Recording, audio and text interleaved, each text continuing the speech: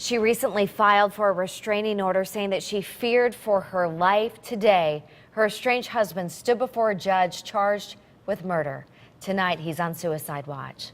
Hi, thanks for joining us. I'm Ann Craig. I'm Darren Kramer. Scott Galately shook his head hearing about his wife's death in court today. Court documents show that she was worried about his mental health, saying he suffered from bipolar disorder. News 8's Stephanie Simone takes a closer look at that angle of this story tonight. Stephanie? Darren, Ann, in the arrest warrant, it reads Galately told police he had no recollection of going to the Oxford home yesterday morning. So we asked a psychiatrist not involved in the case about the disorder and its effects. Risk to the community. There was one victim here, deceased, another victim seriously injured. Scott Galately closed his eyes and shook his head as the horrific crime was read in court. Bond asset, $2 million. He's accused of shooting his wife Lori and her mother Mary Jackson several times in this Oxford home yesterday morning. Lori died. Jackson is in critical condition. Scott was already slapped with a temporary restraining order and was wanted by police for domestic violence.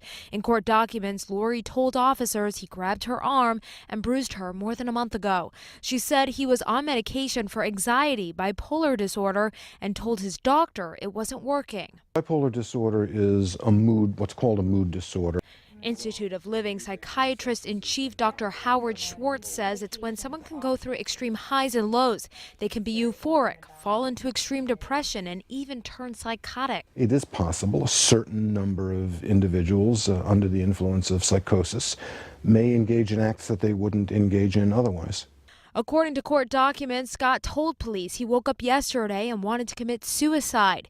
He said he had no knowledge of any weapons and could not remember if he was at Lori's house. It is possible to have an amnestic period, a period of amnesia, of not remembering during a psychotic episode, but it's not typical of the psychotic episodes of a bipolar disorder.